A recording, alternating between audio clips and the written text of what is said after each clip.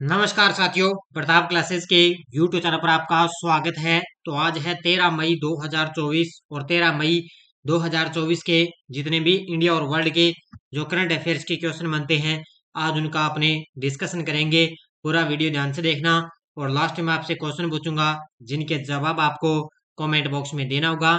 आज अपने पढ़ेंगे भारतीय नौसेना के कार्मिक प्रमुख का कार्यभार किसने संभाला। हाल ही में दुनिया का सबसे बड़ा कार्बन कैप्चर प्लांट मेमंत कहाँ प्रारंभ हुआ और हाल ही में किसे इफ्को के नए अध्यक्ष के रूप में चुना गया, इनकी आज हम चर्चा करेंगे पूरे लेटेस्ट न्यूज के साथ में। डेली आपको मेरी सुबह करंट अफेयर्स की एक क्लास मिलती है पूरे फैक्ट के साथ में। तो सारे विद्यार्थी एक बार सेशन को लाइक शेयर करेंगे। और कल संडे था, कल संडे के दिन आपको वीकली क्लास मिली थी और परसों जो हमने शनिवार के दिन हमने जो करंट की क्लास पढ़ी है उसको अपने एक बार रिवाइज कर लेते हैं। भारतीय सेना द्वारा किस देश की सेना के साथ संयुक्त सैन्य अभ्यास शक्ति 2024 आयोजित किया जाएगा। फ्रांस के साथ।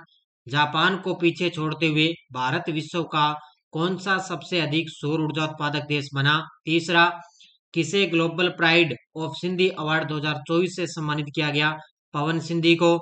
किस राज्य सरकार ने जंगल की आग पर काबू पाने के लिए पिरुल लाओ पैसे पाओ अभियान की शुरुआत की। तो उत्तराखंड की सरकार ने। यूनाइटेड वर्ल्ड रेसलिंग ने किस भारतीय पहलवान को अस्थायी रूप से निलंबित किया। बजरंग पूनिया को। वेस्ट नाइल फीवर के मामले में सामने आने के बाद कहां अलर्ट जारी किया गया। केरल के अंदर। किस देश ने अडानी ग्रीन एनर्जी के साथ बिजली खरीद समझौता को मंजूरी दी। श्रीलंका ने। चीन सीमा की निगरानी के लिए अमेरिकी प्रीडेटर ड्रोन MQ-9B को कहां तैनात किया जाएगा। तो यूपी के अंदर तैनात किया जाएगा।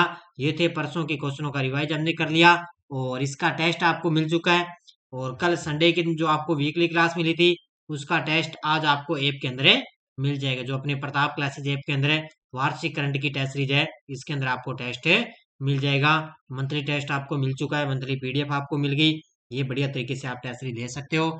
इसके अलावा अपनी RPSC फर्स्ट ग्रेड और सेकंड ग्रेड के जो प्रीवियस क्वेश्चन पेपर है ना, उनकी PDF अपलोड है। इसके अंदर अलग अलग फर्स्ट ग्रेड की 30 रुपए में, सेकंड ग्रेड की 50 रुपए में 1 ईयर की वैलिडिटी रहेगी, 1 साल की वैलिडिटी है। और ये PDF केवल आपको पढ़ने के लिए ऐप में ही उपलब्ध रहेगी, तो ये आप ले सकते हो बढ़िया तरीके से। तो सारे विद्यार्थी एक बार सेशन को लाइक शेयर करेंगे और सभी साथियों को गुड मॉर्निंग। स्टार्ट करें आज की करंट अफेयर्स की क्लास। पहला क्वेश्चन आपके सामने। हाल ही में किसने भारतीय नौसेना के चीफ ऑफ पर्सनल का पदभार संभाला है। हाल ही में किसने भारतीय नौसेना के चीफ ऑफ पर्सनल का पदभार संभाला। ये संभाला है संजय भल्ला ने। अभी आपको आज या कल तक एक दो दिनों के अंदर वर्तमान में कौन क्या स्पेशल क्लास मिलने वाली है राजस्थान पुलिस के लिए। तो किसने भारतीय नौसेना के चीफ ऑफ पर्सनल का पदभार संभाला। तो ये संभाला है संजय भल्ला ने। और दिनेश त्रिपाठी तो आपको पता ही है, दिनेश कुमार त्रिपाठी जिन्होंने भारतीय नौसेना के उप प्रमुख बने हैं, दिनेश त्रिपाठी। तो ये तस्वीर में आप देख सकते हो, ये है संजय भल्ला। तो 10 मई को भारतीय नौसेना के कार्मिक प्रमुख का कार्यभार वाइस एडमिरल संजय भल्ला को दिया गया। उन्होंने 35 वर्ष का ये करियर उन्होंने जल और तट दोनों पर कई विशेषज्ञों, कर्मचारियों और परिचालन नियुक्तियों पर उन्होंने कार्य किया। और 1 जनवरी 1989 को भारतीय नौसेना में कमीशन किए गए, यानी कि 1 जनवरी 1989 को भारतीय नौसेना में शामिल हुए और अब इनको कार्मिक प्रमुख का कार्यभार इनको संभाला है इन्होंने। हाल ही में रूस के प्रधानमंत्री पद पर किसे नियुक्त किया गया। हाल ही में रूस के प्रधानमंत्री पद पर नियुक्त किया गया है मिखाइल मिशुस्टिन को। ऑप्शन नंबर 1 किसको, मिखाइल मिशुस्टिन है, ये रूस के नए प्रधानमंत्री नियुक्त हो चुके हैं। और इसके अलावा जो व्लादिमीर पुतिन है, व्लादिमीर पुतिन हैं, ये रूस के राष्ट्रपति हैं, अब की बार फिर बन गए रूस के राष्ट्रपति व्लादिमीर पुतिन। इन्होंने मिखाइल मिशुस्टिन को रूस के प्रधानमंत्री के रूप में इनको शपथ दिलाई है। तो ये तस्वीर में आप देख सकते हो, देखो रूसी राष्ट्रपति व्लादिमीर पुतिन ने मिखाइल मिशुस्टिन को रूस के प्रधानमंत्री के रूप में फिर से नियुक्त किया, जो कि संसद के निचले सदन राज्य ड्यूमा की मंजूरी के अधीन माना गया। तो ये संसद के निचले सदन राज्य ड्यूमा की मंजूरी के अधीन इनको नियुक्त किया गया। व्लादिमीर पुतिन ने 5वें राष्ट्रपति कार्यकाल के लिए शपथ ग्रहण करने के बाद कानूनी प्रक्रिया के तहत ये फैसला लिए है। तो ये राष्ट्रीय जो राष्ट्रपति ना व्लादिमीर पुतिन, ये अपने 5वें राष्ट्रपति कार्यकाल के लिए रूस के राष्ट्रपति बन गए। 58 वर्ष की आयु के मिखाइल मिशुस्तिन ने पिछले 4 वर्षों से प्रधानमंत्री का पद संभाला है। तो एक बार फिर इनको रूस का प्रधानमंत्री नियुक्त कर दिया। हाल ही में दुनिया का सबसे बड़ा कार्बन कैप्चर प्लांट मेमंथ कहाँ प्रारंभ हुआ है? हाल ही में दुनिया का सबसे बड़ा कार्बन कैप्चर प्लांट है मेमंथ कहाँ प्रारंभ हुआ? ये हुआ है आइसलैंड के अंदर, ऑप्शन नंबर बी। ये तस्वीर में आप देख सकते हो, ये दुनिया का सबसे बड़ा कार्बन कैप्चर प्लांट है, मेमथ है। और ये कहाँ पर प्रारंभ हुआ? इसकी शुरुआत 8 मई को हो चुकी है। कहाँ पर है? आइसलैंड के अंदर। देखो, ये वायुमंडल से कार्बन डाइऑक्साइड को हटाने के लिए डिजाइन की गई दुनिया की सबसे बड़ी सुविधा ने 8 मई 2024 को आइसलैंड में अपना परिचालन शुरू कर दिया। ये वायुमंडल से जो कार्बन डाइऑक्साइड है ना उसको हटाएगा। मेमथ नाम का यह संयंत्र देश में क्लाइमेवर्क्स की दूसरी वाणिज्यिक प्रत्यक्ष वायु कैप्चर की सुविधा है। यह अत्याधुनिक तकनीक ये हवा खींचती है और रासायनिक रूप से कार्बन डाइऑक्साइड निकालती है, जिसे बाद में भूमिगत संग्रहित किया जा सकता है। तो ये एक हवा खींचती है, हवा खींचने के बाद में ये कार्बन डाइऑक्साइड निकालती है, उसके बाद में भूमिगत संग्रहित इसको किया जाता है। तो दुनिया का सबसे बड़ा ये जो कार्बन प्लांट है ये कहाँ पर लगाया गया? आइसलैंड के अंदर लगाया गया। नेक्स्ट क्वेश्चन देखो, हाल ही में जापान और किस राज्य ने कोहिमा शांति स्मारक और इको पार्क का उद्घाटन किया है? हाल ही में जापान और किस राज्य ने कोहिमा शांति स्मारक और इको पार्क का उद्घाटन किया? तो कोहिमा किसकी राजधानी आपको पता है? नागालैंड की राजधानी। तो जापान और नागालैंड दोनों ने मिलकर कोहिमा शांति स्मारक और इको पार्क का उद्घाटन किया है। किस राज्य ने? नागालैंड और जापान के वहां पर जो राजदूत हैं उन्होंने। देखो, नागालैंड में कोहिमा शांति स्मारक और इको पार्क का गहरा महत्व है, क्योंकि जापान की सरकार और जापानी अंतर्राष्ट्रीय सहयोग एजेंसी और नागालैंड की सरकार के बीच ये सहयोगी प्रयासों का ये जश्न है। इस परियोजना का उद्घाटन न केवल ऐतिहासिक महत्व का प्रतीक है, बल्कि ये शांति, सुलह और वैश्विक मूल्य का भी प्रतीक माना गया। तो इसका मतलब ये है बीजो कोहिमा की लड़ाई पर राजदूत सुजुकी के यहाँ पर विचार दिए गए। जो भारत में जापान के अंदर राजदूत है जिनका नाम है हिरोशी सुजुकी है, कि जब जापानी लोगों ने द्वितीय विश्व युद्ध की सबसे विनाशकारी लड़ाइयों में से वहां पर इन्होंने इम्फाल की भी लड़ाई के साथ साथ कोहिमा की लड़ाई को भी याद किया था। तो इन दोनों के बीच में ये बड़ा महत्व रखता है, दोनों के बीच में। किसके बीच में? जापान और नागालैंड के बीच। वित्त वर्ष 2023-24 में भारत ने सर्वाधिक निर्यात कहाँ किया है? वित्त वर्ष 2023-24 में भारत ने सर्वाधिक निर्यात कहाँ किया? तो ये किया है संयुक्त अरब अमीरात में। कहाँ पर किया है? संयुक्त अरब अमीरात से 2023-24 में भारत ने सर्वाधिक निर्यात किया है। तो केंद्रीय वाणिज्यिक मंत्रालय द्वारा नवीनतम आंकड़ों के अनुसार 2023-24 में कुल 238 देशों या क्षेत्रों जिससे भारत वस्तुओं और सेवाओं का निर्यात करता है। तो देश के अंदर टोटल 238 देश है, वहां पर भारत वस्तुओं और सेवाओं का निर्यात करता है। 115 देशों में भारत के निर्यात में सकारात्मक वृद्धि दर्ज की गई। 115 देश है जिसमें से भारत के निर्यात में सकारात्मक वृद्धि दर्ज की गई। सबसे टॉप पर और इसमें बात करें जो संयुक्त अरब अमीरात है, उसने क्या है 2023-24 के अंदर भारत से 35.6 अरब डॉलर के साथ भारत का ये सबसे बड़ा निर्यात बाजार था उस समय।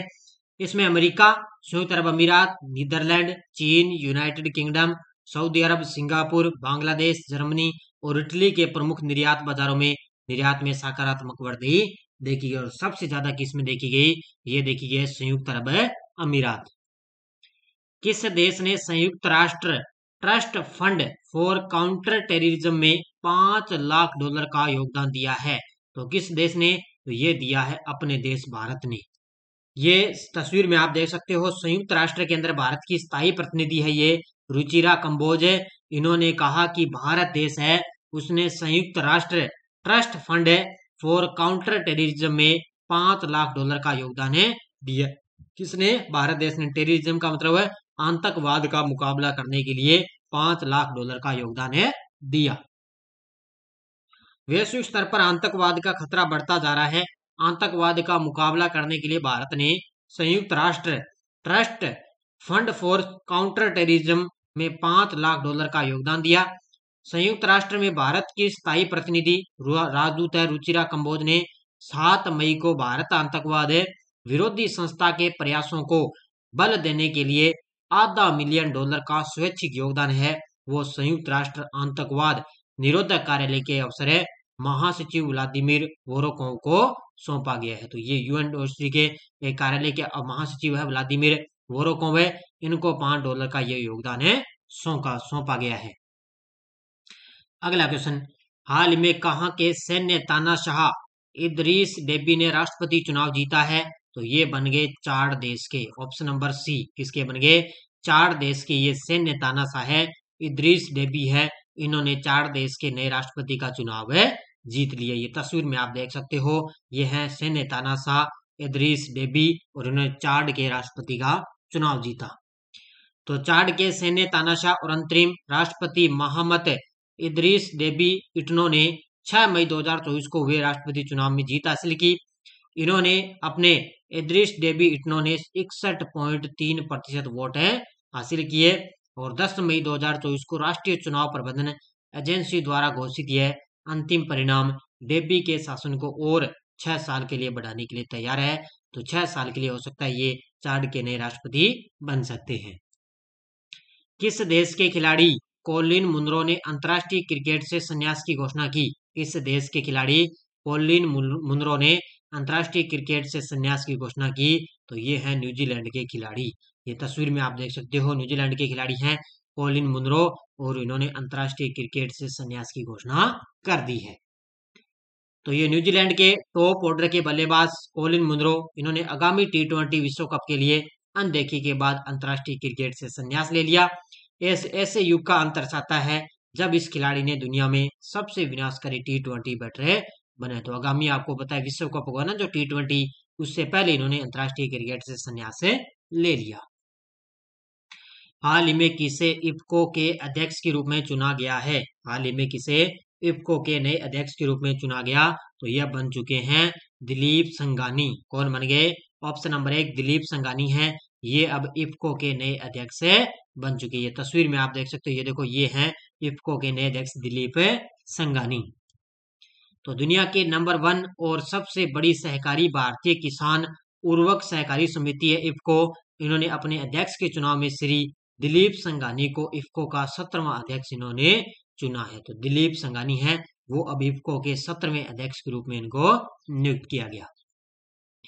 हाल ही में एसबीआई जनरल ने किसे हेड प्रमुख प्रबंधन समूह के रूप में नियुक्त किया है? हाल ही में एसबीआई जनरल ने किसे हेड प्रमुख संबंध समूह के रूप में नियुक्त किया? तो ये किया है जया त्रिपाठी को, ऑप्शन नंबर 1। ये तस्वीर में आप देख सकते हो, ये जया त्रिपाठी है और ये बस एसबीआई जनरल ने इनको हेड प्रमुख संबंधन समूह के रूप में इनको नियुक्त कर दिया है। इतना ही आपको याद रखना है कि एसबीआई जनरल इंश्योरेंस ने जया त्रिपाठी को हेड प्रमुख संबंध समूह के रूप में इनको नियुक्त कर दिया। इन्होंने अपनी नई भूमिका में जया त्रिपाठी नए व्यावसायिक अवसरों और साझेदारी के विस्तार का नेतृत्व करेगी। तो ये इतना ही पॉइंट आपको याद रखना है। ये टेलीग्राम ग्रुप है, कोई सूचना आती है, कोई लिंक आ गया, कोई नोटिफिकेशन आ गया, तो ये टेलीग्राम ग्रुप आप ज्वाइन कर सकते हो। और कल मैंने स्पेशल जो राजस्थान पुलिस के लिए जो छोटी छोटी क्लासें आ रही है जीके की, उसकी मैंने लगभग नदियों की पीडीएफ यहाँ पर डाल दी टेलीग्राम पे। इसके अलावा भारत की प्रमुख जलवायु वगैरह है, प्रमुख शोध संस्थान है, उनकी पीडीएफ आपको टेलीग्राम पर मिल चुकी है, तो टेलीग्राम ज्वाइन कर लेना। इसके अलावा भी जो बची हुई क्लासें उनकी भी पीडीएफ आपको धीरे धीरे मिल जाएगी। क्वेश्चन अब देखो, लास्ट वीडियो का क्वेश्चन क्या था? Oxford book store book cover पुरस्कार 2024 से किसे सम्मानित किया गया? तो ये भावी मेहता को सम्मानित किया गया। बहुत सारे विद्यार्थियों ने बड़े शानदार तरीके से जवाब दिए, उन सभी को हार्दिक शुभकामनाएं। अब देखो क्वेश्चन फॉर यू आपके सामने। हाल ही में इसरो ने सेमी क्रायोजेनिक के तहत प्री बर्नर इग्निशन का सफल परीक्षण कहाँ किया? तमिलनाडु, केरल, कर्नाटक, केरल, उड़ीसा। इसका जवाब आपको कमेंट बॉक्स में देना है। ये थी आज की अपनी बढ़िया तरीके से क्लास। सारे विद्यार्थी एक बार वीडियो को जाते लाइक शेयर करेंगे। और इसके अलावा एलडीसी वगैरह सीईटी की स्पेशल अपनी करंट की टेस्ट सीरीज चल रही है, फर्स्ट ग्रेड की चल रही है, इंडियन पॉलिटी की चल रही है और कांस्टेबल की बढ़िया तरीके से पूरे मेगा टेस्ट वगैरह है। इसके अलावा शेड्यूल 20 टेस्ट तो इसके ने शेड्यूल माध्यम है और लगभग 8 से 9 टेस्ट मेगा टेस्ट अपलोड हो गए। बाकी राजस्थान इंडिया वर्ल्ड की पीडीएफ है अलग से इसके अंदर, तो ये आप ले सकते हो। एनसीईआरटी बुक है, जनरल साइंस की टेस्ट सीरीज है और ये पूरे साल की तो आप ले ही सकते हो। इसके अंदर पूरा 1 साल का डाटा आपको मिलेगा। तो सारे विद्यार्थी वीडियो को ज्यादा लाइक शेयर करेंगे। धन्यवाद। जय हिंद, जय भारत।